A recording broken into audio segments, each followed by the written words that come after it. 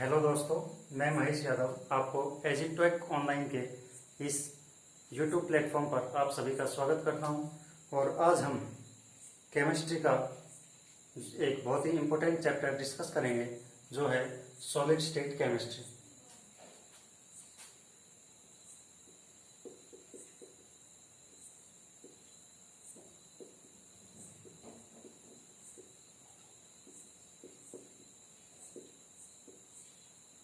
जैसे कि आपने पहले पढ़ा हुआ है कि मैटर की 3 स्टेट्स हैं, जो हैं मैटर की 3 स्टेट्स कौन कौन सी हैं? Solid, liquid and gas. ये क्या है? आपके बेसिक स्टेट्स ऑफ सब्सटेंस या फिर बेसिक स्टेट्स ऑफ मैटर हैं। अब इसके आगे अलग अलग आती है, जैसे बोस-आइंस्टीन कंडेंसेशन वगैरह, कंडेंसेट वगैरह हैं, प्लाज्मा स्टेट है, यूं करके आपके अलग अलग स्टेट्स होते हैं। ठीक है। अब इसके अंदर, इस चैप्टर के अंदर, जैसे चैप्टर का नाम इंडिकेट कर रहा है सॉलिड स्टेट केमिस्ट्री, यानी कि इसके अंदर हमें सॉलिड्स के बारे में डिस्कस करना है। यानी कि हमें सबसे पहले क्या पता होना चाहिए? What are solids. सॉलिड्स क्या होते हैं? कोई भी सब्सटेंस है वो सॉलिड कब कहलाएगा? यानी कि मेरे पास में पेन है, वाटर है। अब मैं क्या कैसे बताऊंगा कि ये पेन एक सॉलिड है लेकिन वाटर एक लिक्विड है? कैसे? सॉलिड्स के अंदर जो कैरेक्टरिस्टिक फीचर होते हैं उसको हम डिस्कस करते हैं। उस हिसाब से हम पता लगाते हैं कि पर्टिकुलर जो सब्सटेंस है वो सॉलिड है या लिक्विड है या फिर गैस है। ठीक है। तो इसके अंदर सॉलिड्स की कैरेक्टरिस्टिक फीचर है, उसके अंदर आपका आता है सॉलिड्स की एक डेफिनेट शेप होती है। डेफिनेट शेप का मेरा मतलब क्या है कि इस मार्कर को अगर मैं सॉलिड कह रहा हूं तो ये सॉलिड रहेगा। अगर मैं इसको यहाँ पर लिख रहा हूँ बोर्ड के ऊपर, तब भी ये सॉलिड है। और अगर मैं इसको इस बोर्ड के ऊपर टांग देता हूँ तब भी ये सॉलिड है। अगर या इसको किसी बाल्टी के अंदर रख देता हूँ तो भी ये सॉलिड है। ठीक है। तो ये डेफिनेट शेप का तो डिस्कशन हो गया है। इसके बाद में क्या होता है? सॉलिड्स के अंदर इनकी एक डेफिनेट वॉल्यूम है। ठीक है। डेफिनेट वॉल्यूम का मीनिंग मेरा क्या है कि ये जो पेन है ये इतनी वॉल्यूम ऑक्यूपाई करेगा, चाहे इसको यहाँ पर इस बोर्ड के ऊपर मैं पढ़ा रहा हूँ, चाहे इसको किसी दूसरी जगह पर रख दूं, तो भी इसकी जो वॉल्यूम रहेगी वो सेम रहेगी। ठीक है। थर्ड कैरेक्टरिस्टिक फीचर है वो है आपका रिजिडिटी। सॉलिड्स क्या हैं? बहुत ही रिजिड होते हैं, कठोर होते हैं।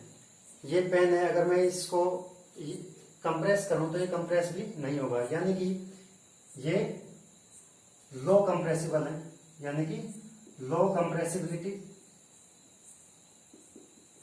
कंप्रेसिबिलिटी यानी कि इनकी बहुत ही कम होती है। ठीक है। और क्या है भाई? इसके इनके अंदर जो अरेंजमेंट होता है वो क्या होता है? बहुत ही टाइट होता है। टाइट कैसे? इन द सेंस अरेंजमेंट जो है, इंटरमोलिकुलर फोर्सेज ऑफ अट्रैक्शन है वो बहुत ही स्ट्रांग होता है। ठीक है। यानी कि strong inter molecular forces of attraction is there।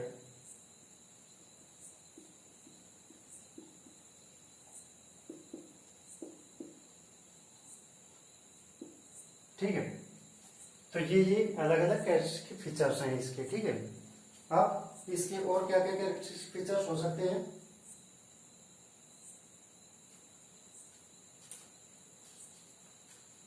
इसकी डेंसिटी जो है वो बहुत ही हाई होती है, यानी कि हाई डेंसिटी। ठीक है। डेंसिटी इसकी क्या रहेगी? काफी ज्यादा रहेगी किसी भी सॉलिड सब्सटेंस की। ठीक है। अब सॉलिड्स को हमने 2 टाइप में डिवाइड किया है। कौन कौन से? हम सॉलिड्स को डिवाइड कर देते हैं 2 टाइप्स के अंदर।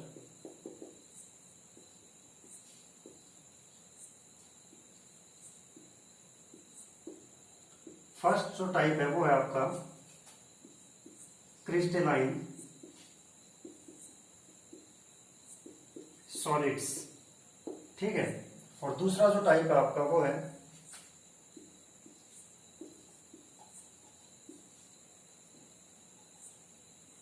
अमोर्फस सॉलिड्स, ठीक है।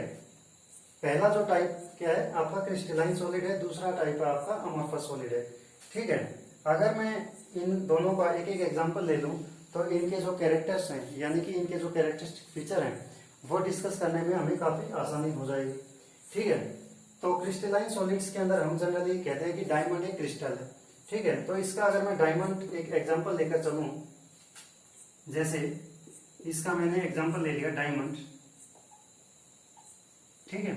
और इसका मैं एग्जांपल लेकर चलूं आपका प्लास्टिक ले लूं, ठीक है।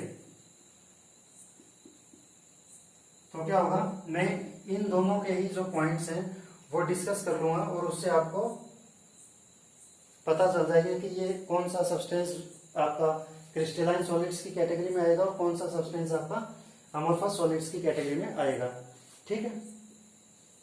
तो देखिए क्रिस्टलाइन सॉलिड्स,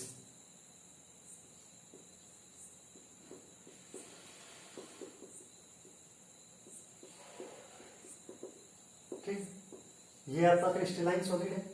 दूसरी साइड में हम लिख लेते हैं अमोर्फस सॉलिड्स,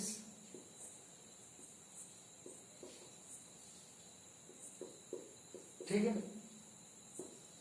अब इनके कैरेक्टरिस्टिक फीचर्स डिस्कस कर रहे हैं, ठीक है।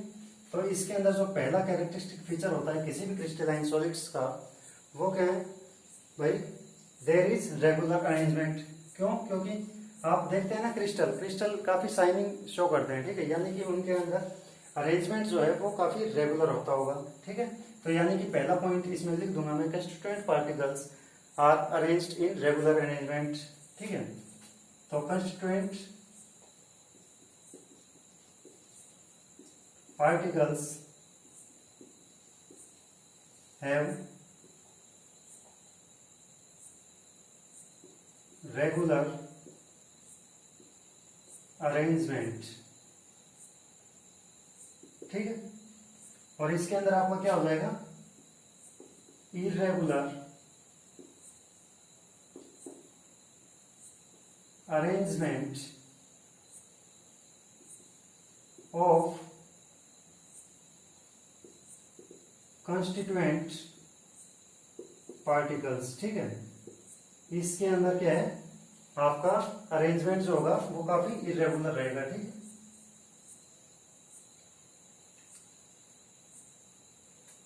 अब सेकंड पॉइंट हम डिस्कस करते हैं, जब रेगुलर अरेंजमेंट होगा यानी कि ये काफी दूर तक जाएगा ये अरेंजमेंट, यानी कि ये लॉन्ग रेंज ऑर्डर है, लॉन्ग रेंज ऑर्डर्ड सॉलिड्स हो जाएंगे भाई, ठीक है। और इसको हम क्या कह देंगे, शॉर्ट रेंज, ठीक। ये आपका long range ordered arrangement solids हो गए और ये शॉर्ट रेंज अरेंज्ड सॉलिड्स हो गए, ठीक है। अब थर्ड पॉइंट हम पढ़ते हैं, क्रिस्टलाइन सॉलिड्स हैं वो एक प्रॉपर्टी शो करते हैं जिसका नाम है एनिसोट्रोपी।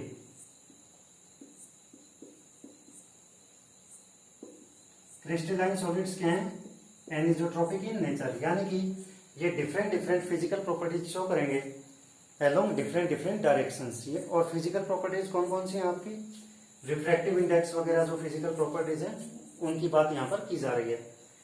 Crystalline solids will show different different physical properties in different directions and that property is known as anisotropy, यानी कि हम लिख सकते हैं यानी कि show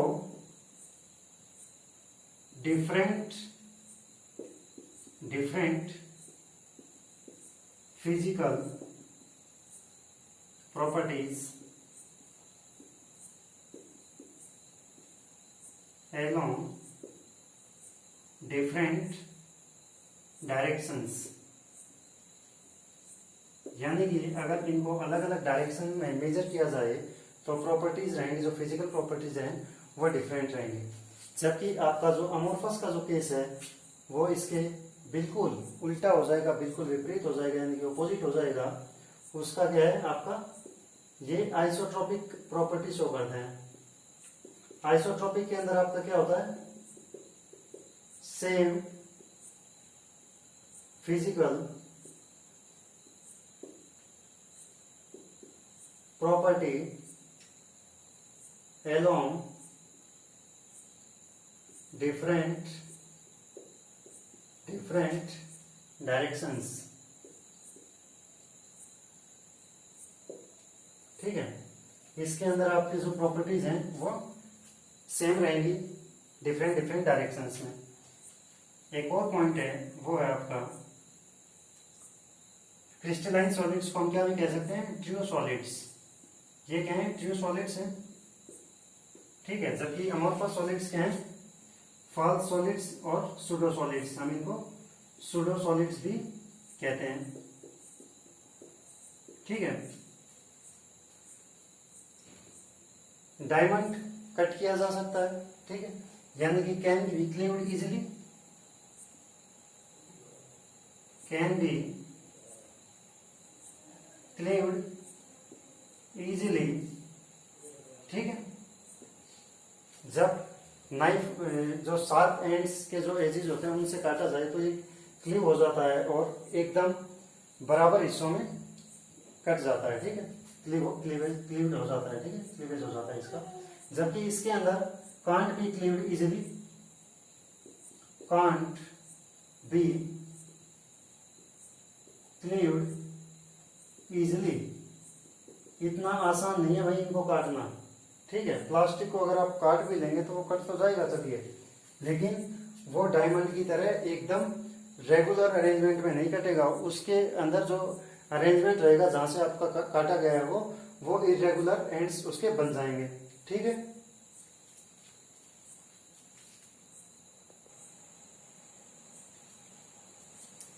हेलो फ्रेंड्स, तो आपका जो नेक्स्ट टॉपिक है इसके बाद में क्रिस्टलाइन एंड अमोर्फस सॉलिड्स के बाद में वो है आपका स्ट्रक्चरल डिटर्मिनेशन।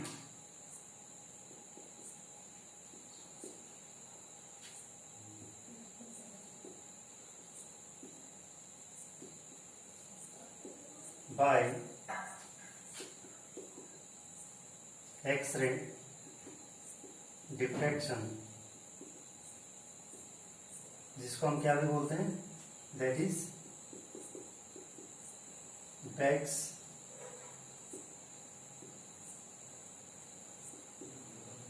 इक्वेशन। ठीक है, इसको क्या भी बोला जाता है, ब्रैग इक्वेशन भी बोला जाता है। इसके अंदर हम स्ट्रक्चरल डिटर्मिनेशन कैसे करते हैं, इसमें क्या होता है, कोई भी एक क्रिस्टलाइन प्लेन लिया जाता है, जैसे ये क्रिस्टलाइन प्लेन ले लिया आपको। ठीक है, इसके अंदर ये अलग अलग कंस्टिट्यूएंट पार्टिकल्स रहेंगे। कंस्टिट्यूएंट पार्टिकल्स यानी कि वही बात है, एटम्स, आयंस और मॉलिक्यूल्स रहेंगे। ठीक है, वो एक रेगुलर अरेंजमेंट में रहेंगे। ठीक है, ये तो आपका हो गया रेगुलर अरेंजमेंट का। और अगर मैं कहता आपको इरेगुलर अरेंजमेंट, तो वो आपका कैसा होता, इस टाइप में आपका जो रहता है वो इरेगुलर अरेंजमेंट होता है, जो हमें यहाँ पर नहीं देखना है। ठीक है, हमें यहाँ पर रेगुलर अरेंजमेंट की बात करनी है, क्योंकि यहाँ पर जो स्ट्रक्चरल डिटर्मिनेशन है वो क्रिस्टल्स का निकालना है। स्ट्रक्चरल डिटर्मिनेशन ऑफ क्रिस्टल्स,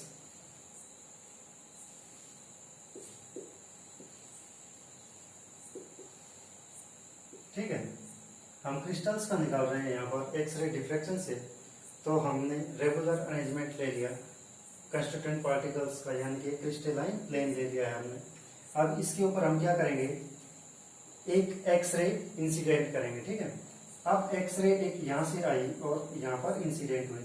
ठीक है, ये क्या होगी, इंसिडेंट एक्स-रे। ठीक है, अब कोई भी जो रे होती है अगर किसी रेगुलर प्लेन के ऊपर गिरती है तो वो क्या है, डिफ्रैक्शन होके जाएगा यहाँ से।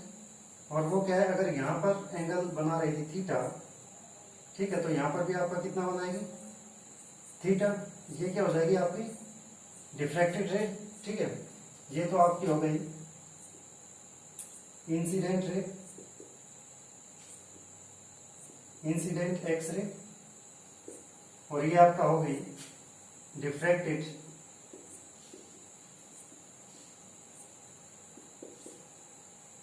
X ray.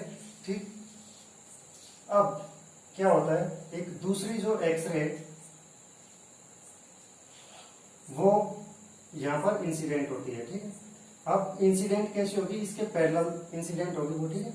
अब जैसे ये आपका जो प्लेन है ये यहाँ तक है जैसे, ठीक है, तो ये यहाँ पर आपकी गिरी, ये आपकी इंसिडेंट सही जगह पर लिख देते हैं।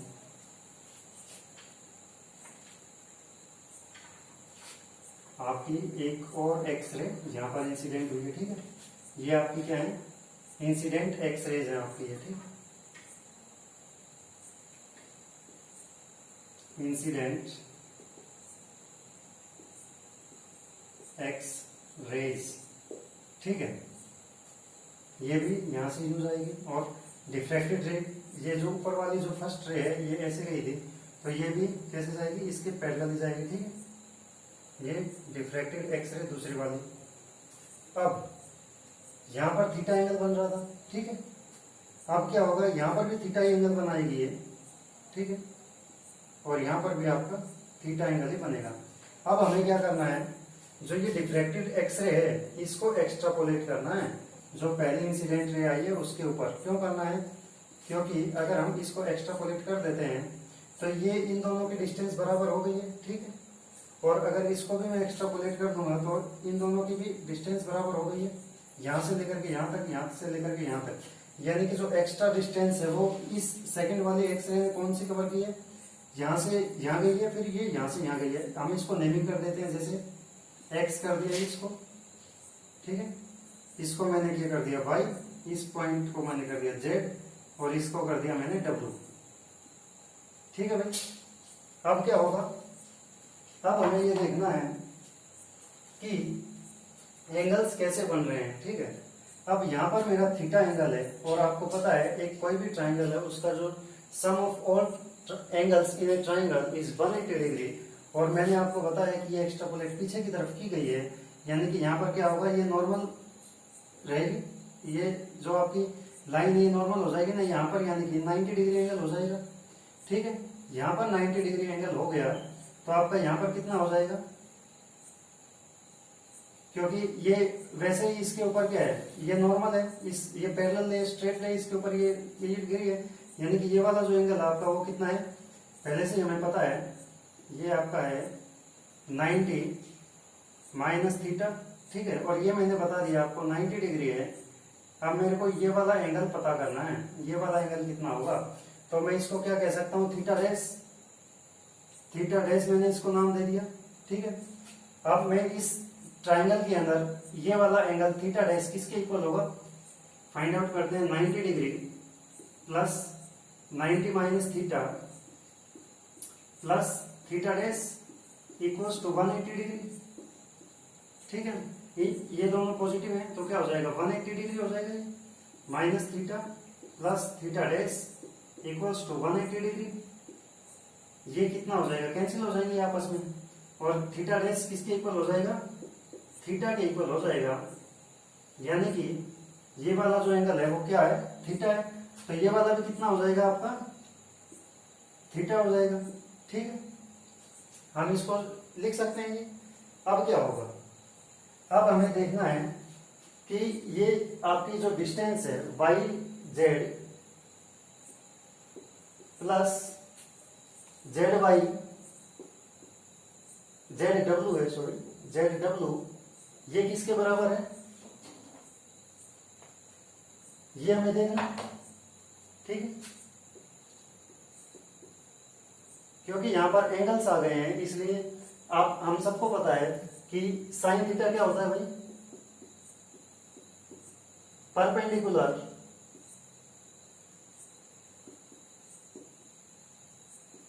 अपॉन हाइपोटेन्यूज,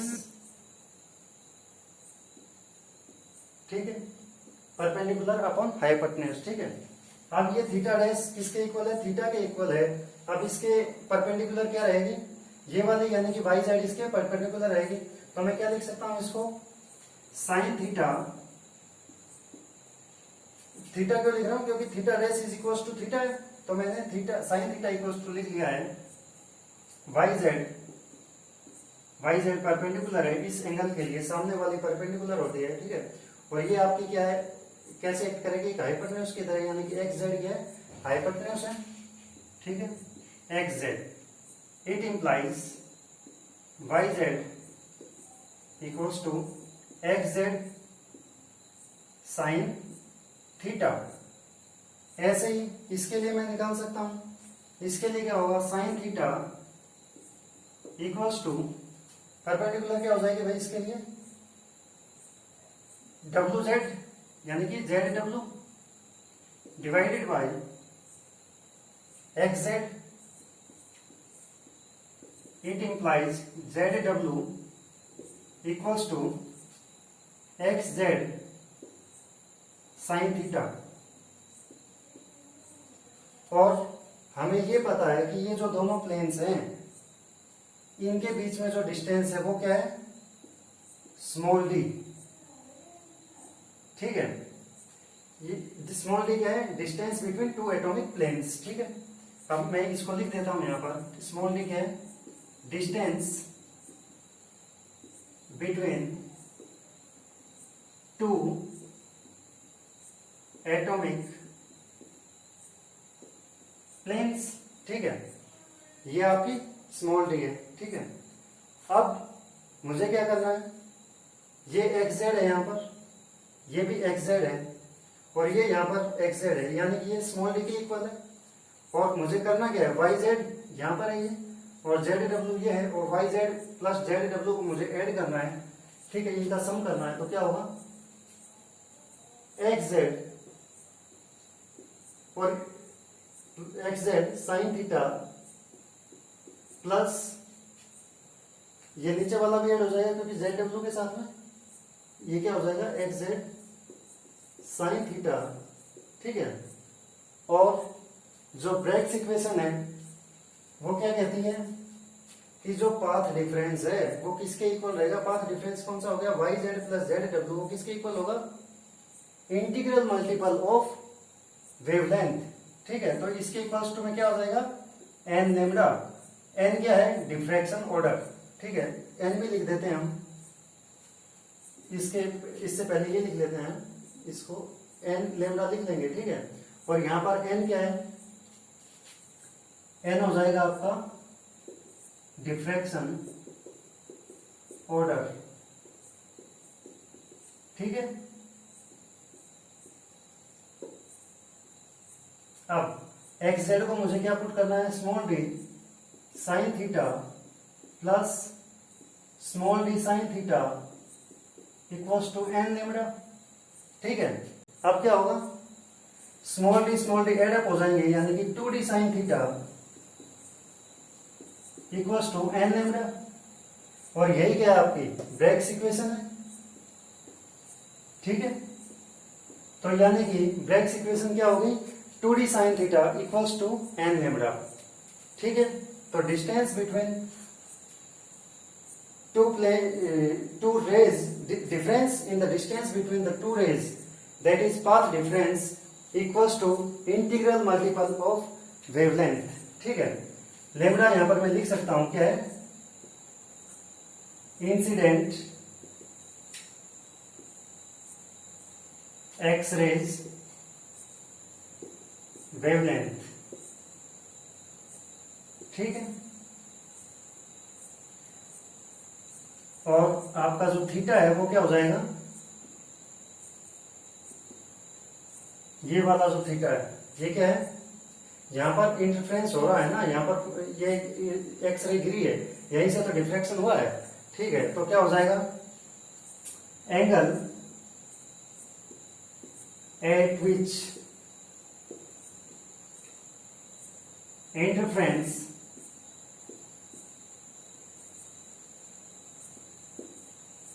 अकर्स, यानी कि जहां पर इंटरफ्रेंस हुआ है, ठीक है। सो होपफुली आप सभी ने ये वीडियो एंजॉय की होगी। So if you like our video then please subscribe our channel and share it. Thanks, have a good day.